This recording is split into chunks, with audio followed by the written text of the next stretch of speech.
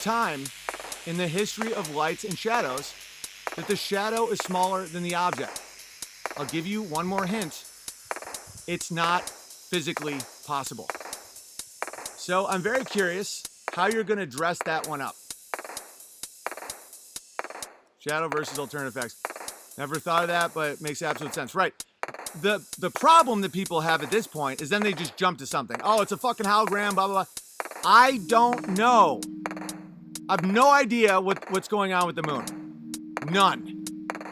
I know that how shadows work, and if you accept that without any reason or logic, that somehow the shadow of something is way, way smaller. By the way, the shadow of the moon's 2,500 miles across, right? 240,000 miles away. I don't know, whatever nonsense numbers they're coming up with. The shadow would be fucking huge. That's how shadows work. If the moon was a spheric ball, when you look at a full moon, the edges would not be as bright as the middle. That's not how spheres work.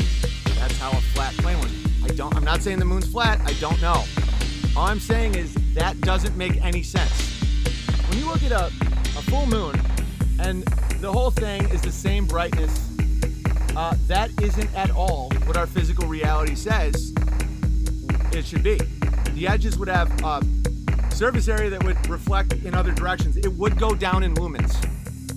So you will then either cover your ears.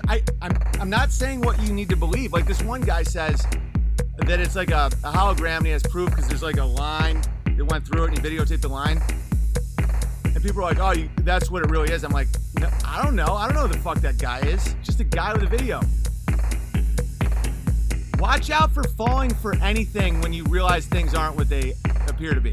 That's a problem in conspiracy circles. Just because something is obviously not what people are saying it is doesn't mean that just some random asshole gets to say what it is. Rejoice in saying, I have no idea. It's really fun. Just to say, I have no idea. No clue. So the point of all of this, and then I'll open some mail and get out of here. I'm not trying to make you think that nothing is real. It's the exact opposite. You know, that's why I don't like the despair truth channels. Because they're like, nothing is real, don't trust anybody. And everyone's like, oh fuck, I can't do anything. It's the exact opposite. Understand that there's people that are constantly trying to get you to comply to nonsense and to throw away your own future because they're evil and they hate you. Okay, don't trust people or institutions that have been proven liars. Everything else is absolutely real. Like, do not miss out on life. Do not miss out on having a family. Don't miss out on joy and purpose. It's the exact opposite of everything being fake. The exact opposite. Like this whole thing about like the whole world is a fucking illusion and nothing matters. That's horrifying and not true. There's people that are trying to make you agree with shit that's obviously fucking retarded so that they can take your free will and take your soul.